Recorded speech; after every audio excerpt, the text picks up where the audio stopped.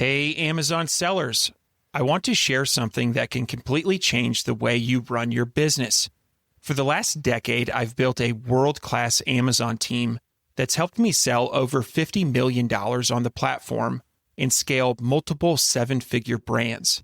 Now, that same team and process is available to help you build, grow, and scale your Amazon business. This is not a course. It's not a DIY program. It's done for you Amazon growth handled by proven experts. We handle everything from listing optimization and SEO to PPC, inventory, catalog management, promotions, review strategy, compliance, and new product launches. So you can focus on running your business while we handle the rest. If you're ready to turn your Amazon channel into a profit machine, visit the link in the show notes, calendly.com/firingtheman/Amazon, and book a time to see if this is a good fit for you.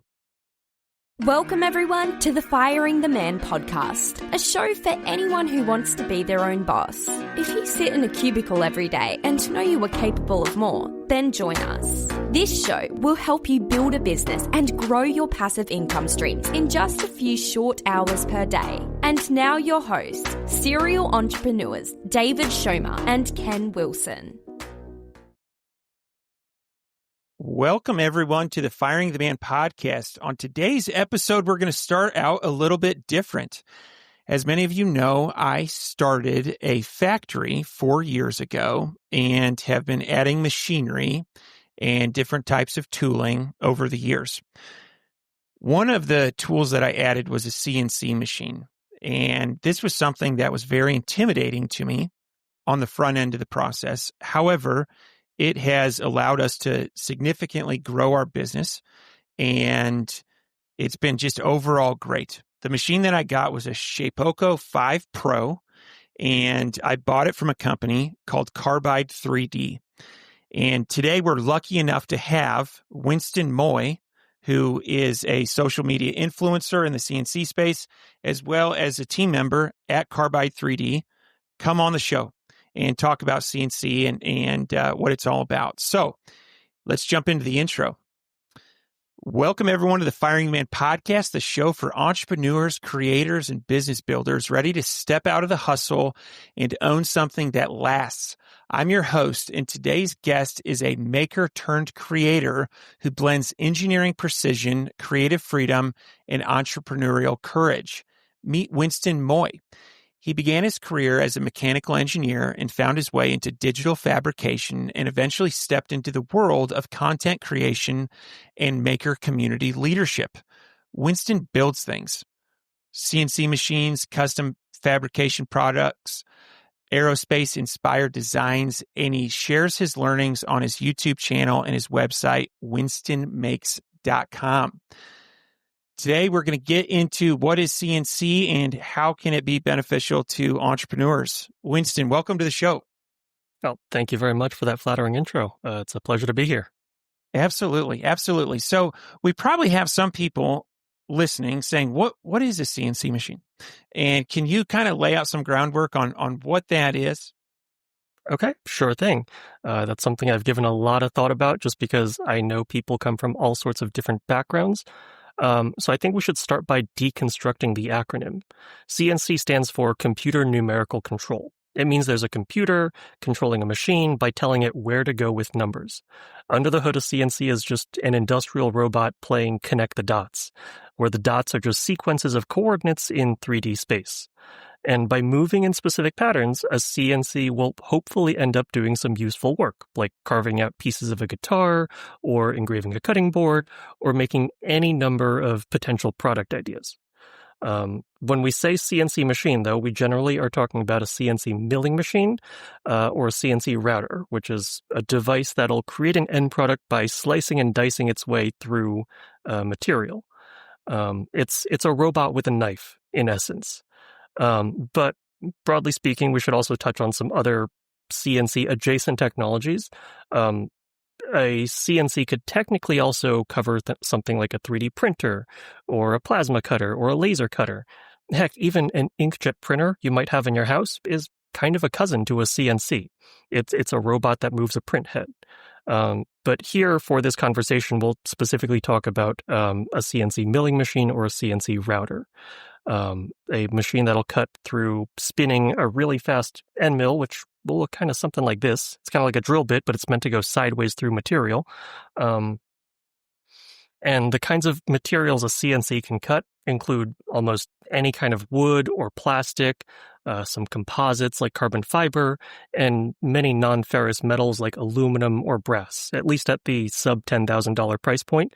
There are plenty of industrial machines that cost hundreds of thousands of dollars that can cut cast iron, steel, stainless steel, titanium, but you usually don't buy those on a whim without a really strong business plan. A CNC is good for a lot of different things, one of them being cutting something out multiple times. It's a computer. It's going to cut out tens, hundreds, thousands of parts, and the first one's going to be identical to the last. But in kind of on the flip side to scale, you could also do prototyping with a CNC. If you can draw out a shape on a computer, you can cut it out. What you see is what you get, basically.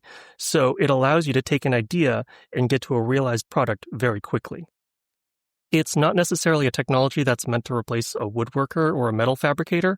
You won't master a CNC without having a good understanding and respect for the material you're working with, but it can be a strong force multiplier in the creation process, and it'll open a lot of doors for you if you sell a physical product. So that's kind of my pitch for CNC. I love it. I absolutely love it, and I'm excited to dig into it a little bit more. Now, one thing that I can share a little bit more about my story, coming from an accounting background, I was very intimidated by CNC. I thought, well, you need to be an engineer to understand CAD and CAM, and I didn't even know what those acronyms stood for.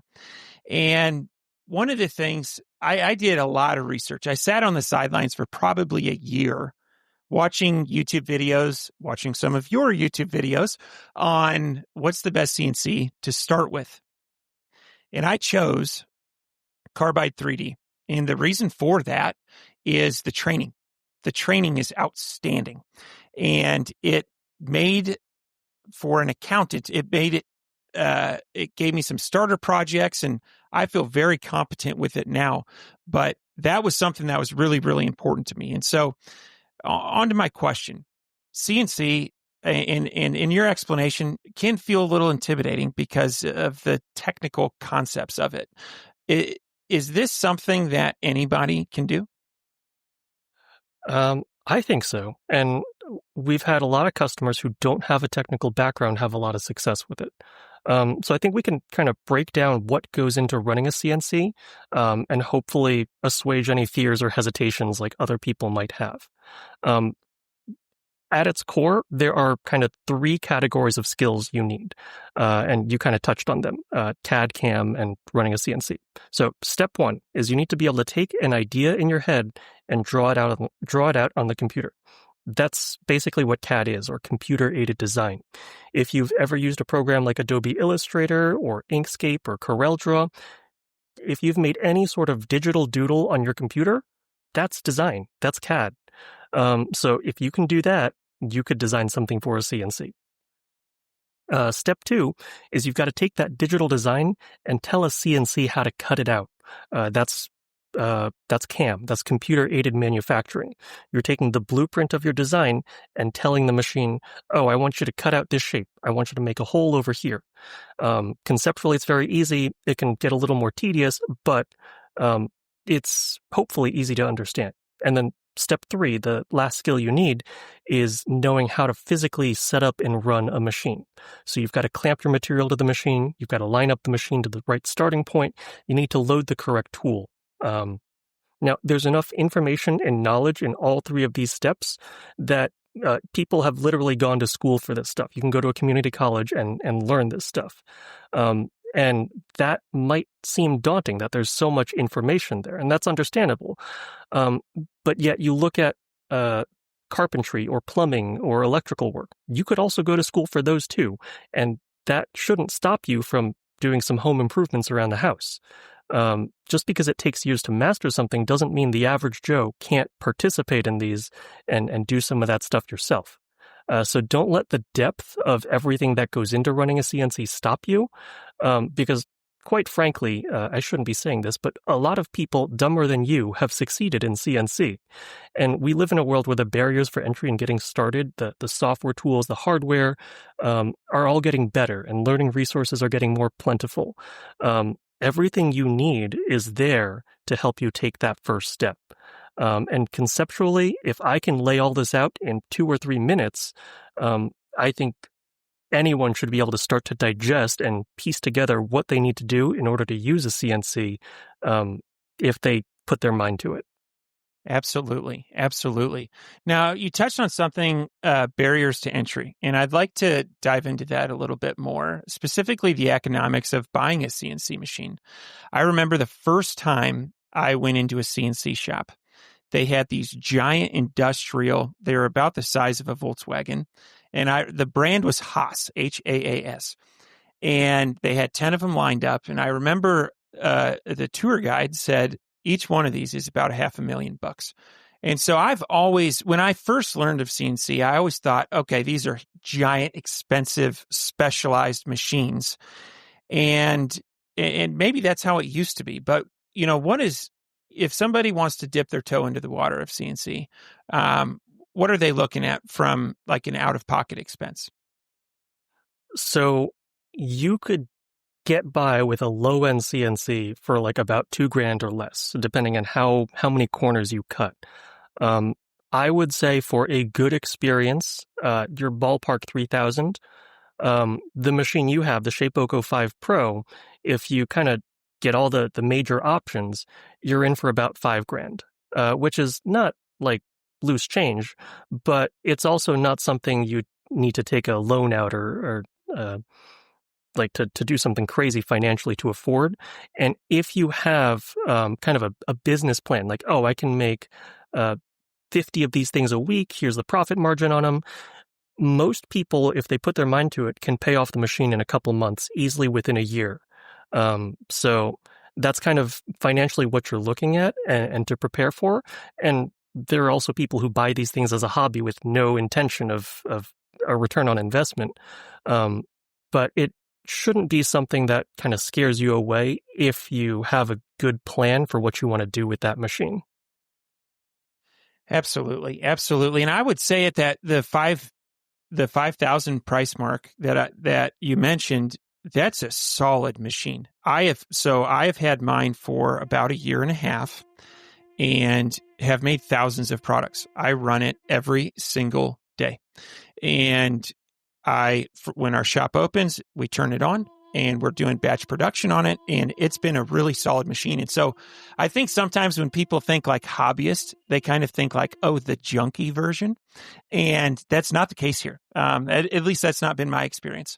And so, so I think I'm glad that we started here on it's attainable mentally and attainable financially. And I think that for people that have thought of CNC, those may be 2 barriers. And so let's, now that we've talked about that, let's dig into Carbide 3D. And I absolutely love this company. And for any of Winston did not pay me to say this, but one of the coolest things is when you buy your machine, you get, I think it's either 3 or 5 live calls where you jump on a FaceTime or a Zoom call and they help you solve your problems, which inevitably, when you're learning something, you have problems. You can talk to a real person. They'll stand by the machine that you have. And that was huge, in addition to the training in the community. And so tell me more about Carbide 3D and what that business represents in the makers community. So you touched on a couple things that we're pretty proud of. One is that we're lucky to have a community that's full of really helpful people. And so a lot of times people are like, hey, I'm having trouble with this or that. They can just jump in on our forum and like people are happy to chime in. They say, oh, send me your file. I'll fix it for you. And so for people who are just getting into CNC, like stuff like that can be a really great resource. in terms of giving you the confidence to go ahead with whatever project you're undertaking. There's a couple other kind of places where we feel like we differentiate ourselves. One of them is our 60 days mistakes are on us policy. So like the big thing when you're running an expensive machine is like, what happens if I crash it? What happens if I accidentally do something wrong? Is the machine going to break itself? Generally, no. Like if you accidentally run the machine to one end of it and it kind of stalls out, it's not going to break itself. If it does, for the first 60 days, we'll fix it. If you break one of our cutters, if you run into one of our clamps, we'll replace that. And that's just because we've been around the industry long enough to kind of recognize, all right, most of the time, like people, they'll break a cutter. It's like $15 or something. We'll replace that if that is going to give them the peace of mind that's needed for them to hit go for the first time. Because a lot of people, it's a big challenge just to buy a machine. The other challenge is they'll let the machine sit there for 2-3 months, like, oh, am I ready to actually run this? And to anything we can do to kind of short circuit that and get them to the point where they're confident enough to start doing things and start being productive with their machine is a huge win. And now you also touched on support being able to help you, which is something we're pretty proud of because we're one of the only companies on the market that not only makes the hardware, we also make software to work with the machine. And so our staff is cross-trained on both, and so they can hold your hand from the very beginning of a project, just even the ideation phase. How do I draw this? And then also walk you through how you actually make it. And that's kind of an important part because if you don't control both the software and the hardware, you can't really guarantee a good experience. It's like if Apple made an iPhone and they didn't include the operating system, like they can't really guarantee a baseline level of success with their product. So us being able to do that has been a huge help in terms of getting people comfortable with and like up and going with as little hassle and extra like upselling and add-ons as possible. Absolutely. And I remember that the first 60 days, I did inevitably like run over some clamps, broke a couple bits, and it did take the anxiety out of, oh no, what if I screw this up? And I've never heard of another company doing that, but and honestly, the things that I broke were not super expensive, but I used my machine more. I was willing to try new things, which is how you learn because of that guarantee. And I mean, you guys mean it. I sent in pictures. You guys sent me replacements same week. Like it was awesome. And so, now before this episode, we were trading emails and you talked about enjoying CNC on a creative level. How do you balance the artistic side of making with the precision and logic of engineering?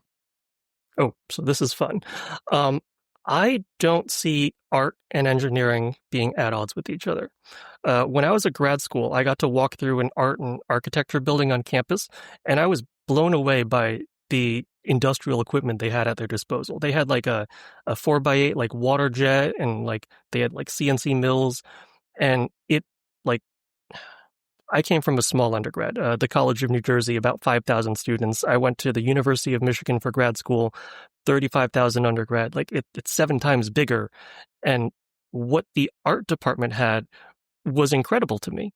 And the more you do this, the more you realize that art and engineering are linked. Art is about making something based on vibes, and engineering is about making something to optimize for a measurable or quantifiable objective. They're 2 different sides of the same coin. When I'm designing something for the house, be it furniture or like an organizer for like my utensil drawer, and I want it to do a specific thing and still look good, I'm balancing practical and cosmetic goals. And the more you do something, the more natural it becomes. So I don't think art and engineering are at odds with each other. The needle might swing more in one direction than the other for some projects, but if you want to make a good end product, you've got to master both and be comfortable with it.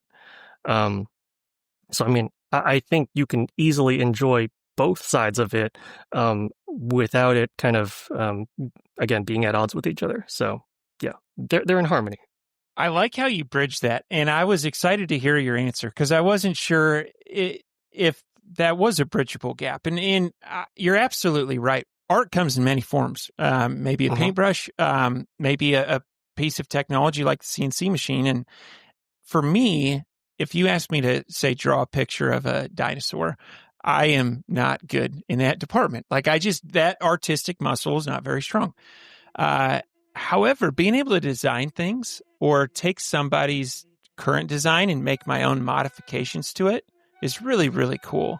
And the precision that the CNC machines have, I mean, they're cutting, was it with one thousandth of an inch or something like that? I mean, it can be as good. Basically, like the practical limit, like that we tell people, is like the width of a pencil line. Like that is how accurate a carpenter can be, and you'll be at least that accurate on a CNC machine, which is pretty dang good. Yeah, absolutely. Absolutely. So there's a lot of listeners on right now that are in the entrepreneurship lane. Maybe they have their own brand. Maybe they want to have their own brand. But I think there are some people that are scared of the manufacturing side of things. And then there are some people that I think are really proud of it. I would put myself in that second camp. I think manufacturing in the USA is outstanding, and it's doable in 2025 and beyond.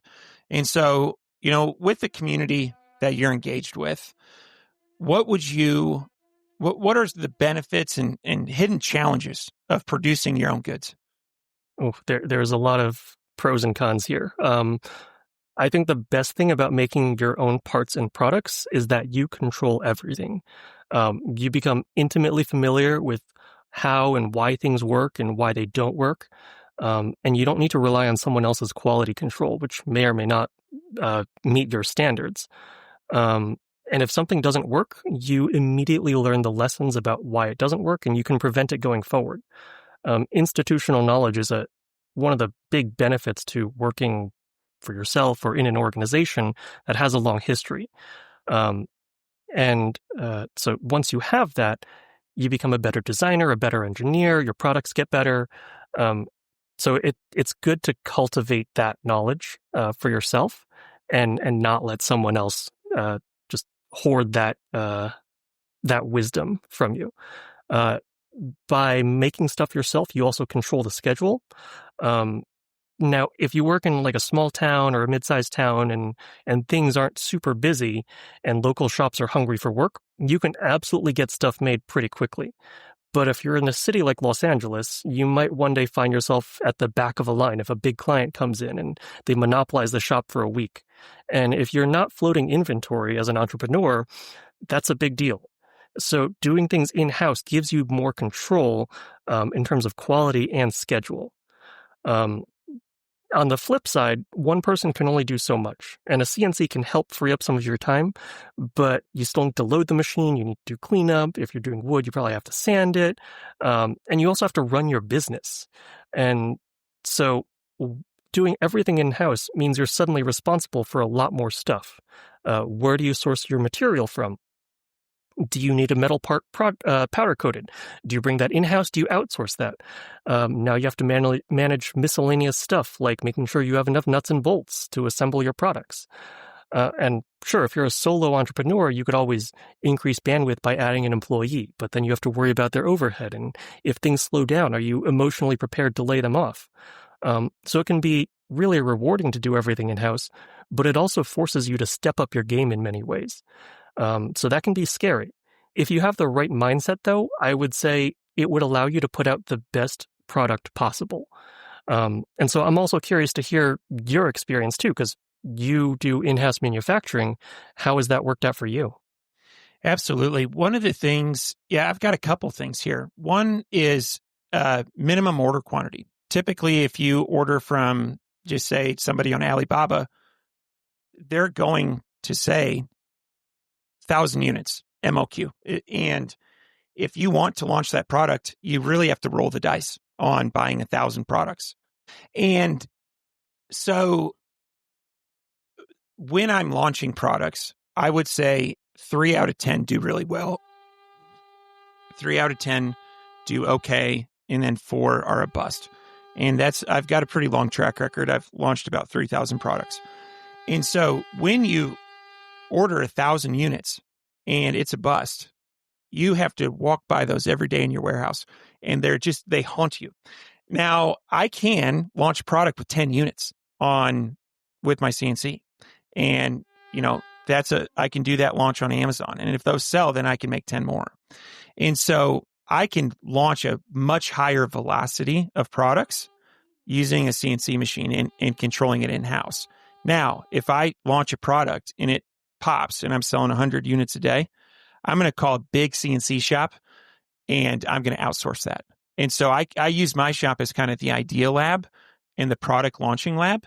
But I know with my 4x4 CNC machine, I have limits on how much I can do in a single day. And so I would say that's been one of the biggest things. Now, you mentioned a couple drawbacks: carrying cost of raw materials, making sure you have all the nuts and bolts. Typically, when you're ordering from a manufacturer, you tell them how many units you want, and then it's their burden to make sure they have enough boxes, enough tape, and enough screws. And so with all of that falling onto the maker's lap, that does introduce some more complications. However, you can easily overcome them with a spreadsheet or just good planning. And so I would say the last thing is my CNC machine, his name's Jimmy. I named it, and Jimmy shows up on time every single day. He never calls in sick. He never's in a fight with his wife. He's reliable. Jimmy's reliable. And when you have employees, which I have about 20, having that reliability in your life, it's so helpful. I mean, it's incredibly helpful. And so, yeah, I could go on and on about that, but I would say it's definitely been, from a financial standpoint, it's been a win. It's been a positive ROI investment. You were talking about paying the machine off in a couple months. That's consistent with my story. I think probably inside of 3 or 4 months was able to pay it off, and everything on top of that has been very profitable. So, no, but I appreciate you asking me the question. Yeah, no problem. And I think one thing you mentioned about the ROI, I think just to speak to anyone who might be interested in a CNC machine, it's always a good idea to have an idea of what you want to make first, because that helps you laser focus on what you need to learn. Because without kind of focusing what you're trying to soak up knowledge-wise, it's like drinking from a fire hose. But if you have an idea or a couple project ideas, you can kind of figure out, oh, how do I do these specific things? You pick them up and then you execute on them. And now you've got a working CNC machine that's earning you money. And now you feel less pressure to add new skills to your toolbox, and everything will kind of go from there. Absolutely. And I'll tell you, if we take that one step further, with AI imagery, you can prototype it. You can get an idea of what you want something to look like pretty well. You can get a postable image. And one thing that I always like to do, and I read this in a book by Scott Volker. He used to sell online courses, sold millions of online courses. He would not build the course until he had a pre-sale, till he had interest. He knew that he had interest. And if he did, then he would build the course. And I think the same is true on products. You can prototype an idea, engage with AI, and get a picture of what that would look like, and post it in some Facebook groups and say, like, hey, what would you pay for this? Is this something that you would buy for your pet? I have a pet supply company, and that's something that I do quite a bit. There have been several things that I have thought are cool, but the market doesn't. And that's a bummer. And so I also am pretty risk averse. And so being able to get an indication of interest on an idea before I ever do any design, before I cut any prototypes, has been really helpful. And AI image generation is really helpful with that. And it's just getting better and better. So, oh, good to know. I'll have to try that out. A little pro tip. Yeah. So, let's see. How do you see CNC shaping the future of manufacturing for entrepreneurs? That can be a very deep question. Yeah. I think there's a lot of different forces at play here, and a lot of different fronts on which digital fabrication is kind of changing manufacturing for individuals and small businesses. And while CNC will always have a soft spot in my heart, I think it's one part of the picture, and we should look at the whole to kind of truly understand where things are going. We've got a lot of tools and services that are getting better at a phenomenal rate. Look at 3D printing and how Bamboo Labs sort of broke open the floodgates to the point that now everyone and their grandma is able to run a 3D printer in their kitchen or something, or their living room. I used to have a living room machine shop, so I kind of like abusing rooms in your house. We have online services like SendCut Send, OshCut, FabWorks, and more that'll ship you sheet metal parts or custom tube cuts in a couple days. And so the power you have nowadays when you want something and to have it made is incredible. And CNC definitely fits within kind of this revolution. But I think it's kind of a lagging indicator for a couple reasons. When you look at 3D printing, a sizable chunk of what people make are things that someone else designed. You download it, you click print, and you pop it out of your printer in a couple hours, but there's not really a sense of creativity or ownership in something like that. That's not to say there aren't people who are very talented and design their own projects, but it's not a prerequisite. With a CNC, you can't really use one if you're not willing to learn the full workflow, CAD, CAM, and how to run the CNC. But with where things are going, with the desire to empower people to make things themselves and reshore manufacturing, there's definitely a growing need for people to be familiar with digital manufacturing technologies like that, and that knowledge is kind of a foundational skill or social currency, much like computer literacy was a decade ago. So even if you're just a hobbyist who makes charcuterie boards for their family on Christmas or something, you're now in this cycle of getting people used to the idea that anyone has the power to produce something of value without involving a big factory. That's a long-winded way of saying I don't really know what the future of manufacturing will look like 10 years from now, but it's my hope that we'll have many times more people participating in manufacturing at both the big and the small scale. And I think being CNC literate is a big step to getting there. Absolutely. Absolutely. I think it gives power to the people. What that looks like, I'm not really sure, but I agree. And I hope participation continues to increase, and that would be good for the country. I can tell you as an individual, it is so nice to look at what you did at the end of the day. I made that.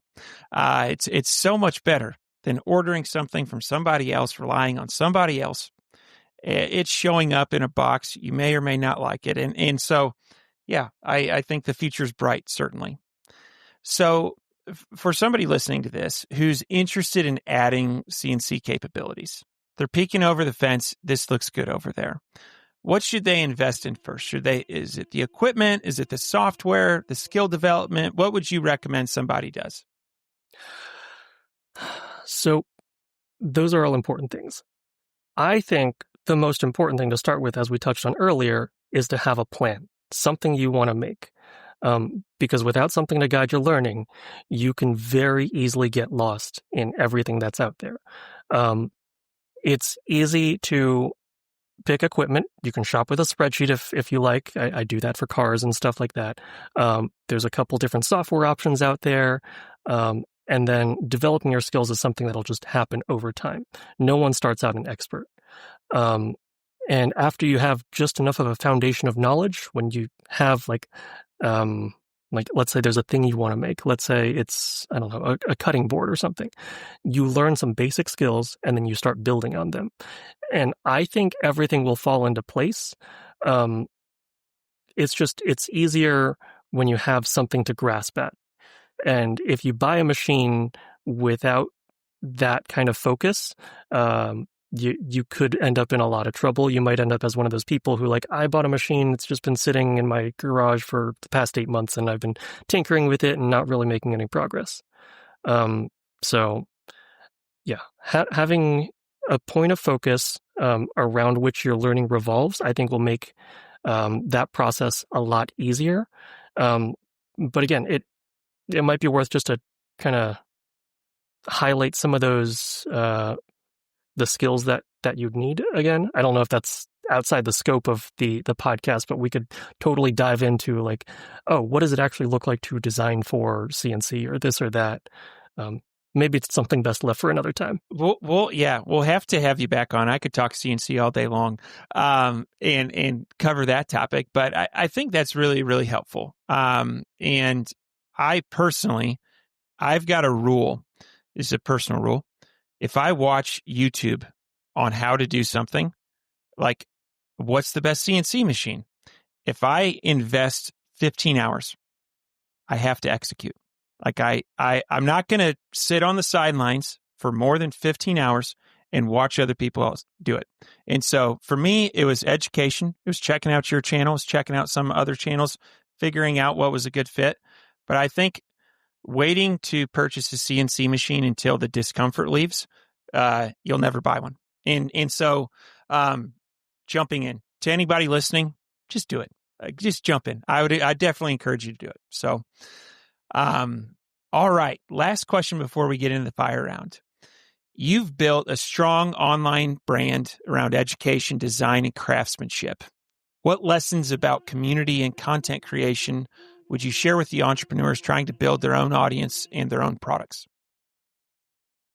Okay, that's kind of interesting to me, because if you're in a position to cultivate an audience, that means you have some kind of narrative to weave. For me, because I have a unique financial freedom to put passion and curiosity above all else, I'm able to kind of approach this from the opposite direction. I started by making videos first, growing an audience, and then leveraging that as marketing. In the beginning, when I was just getting started in my garage, I'd make some things, sell them through Etsy, and eventually I got to a point where I could just sell them on my own website and use my YouTube videos to basically announce a product drop. If you're going to use content as a marketing tool, though, I think there's a couple prerequisites. First, you got to be passionate about it. If you're not a fan of what you're making, it won't sell. And that also probably means you're not going to be selling a commodity item. You've got to find your niche. Mine was aerospace-inspired drink coasters, which is quite an odd place to be. Second is you kind of need a narrative. Like, why did you make the thing you made? What drove your design choices? There's a company I admire called Craig Hill. They've got almost 500,000 followers on Instagram. They do new takes on everyday things. They're kind of trying to reinvent the wheel, so to speak. And you absolutely don't need to buy anything they sell, but you can't help but respect what they're doing. The videos they make almost kind of feel like Kickstarter pitches, and for me, it kind of works. I haven't bought anything, but I really like their stuff. So if content's going to be a big part of your strategy, make sure you find a niche that you can create a good story within. Awesome. I love that. I really, really like that. And I'll post links to it in the show notes, but to anybody interested, check out Winston's his YouTube channel. It's outstanding. You put out really good content and good for beginners, intermediate, and advanced. So anything else CNC related that we didn't cover? You know, that's a big question because there's plenty of stuff we didn't cover, but I think it's kind of a good enough sampler for people to kind of just start mulling over. I think the big thing really is just, if you're thinking about it, ask yourself why you haven't made the jump yet. Because I can speak for my company, Carbide 3D, that there is so much information out there that you could easily hit that 15-hour threshold of research and have no excuse not to jump into it. But there is genuinely enough curricula out there that no matter where you come from, a technical background, like a art background, or even just like barely computer literate, we've got tutorials and videos that will literally walk you through click by click how to do a bunch of different projects. So I think it's worth just kind of asking yourself, what is that hump you're trying to get over, that hesitation, that reluctance, and see if there's something out there that addresses it, because I bet you there is. Absolutely. Absolutely. I really, really like that answer. That's a good way to button up the interview. So before we do, we have something called the fire round. It's 4 questions we ask everybody at the end of the episode. You ready? Mm-hmm. All right. What's your favorite book? So right now I'm diving into the Expanse series. I watched it's a sci-fi series. There was also a TV show about it, and I watched the TV show first, and I was captivated. It's like Star Trek and Star Wars, but taken to an extreme level, slightly more quote unquote realistic with physics and space and stuff. And it scratched the nerd geek engineer itch in my brain. So that's what I've been reading. Well, after I listen to it on audiobooks when I walk my dogs. Very nice. Very nice. What are your hobbies? So I don't really have a hobby. I'm not really sure where my day job ends and a hobby begins. And I consider that a blessing. I've got friends who work in manufacturing, and they'll come home and they have no desire to design or make anything. And so far I've been able to avoid that sort of creative burnout. So I can just lean into that. But I guess around the house, I do a little bit of gardening. I guess I'd consider it just engineering my own environment. So I'll call it a hobby. I like it. I like it. What is one thing you do not miss about working for the man? That's easy. The delayed gratification cycle. So I used to work for the Department of the Navy in a civilian capacity, and we were basically creating tools to help sailors do their jobs. It could be to make their jobs easier, to make their jobs safer.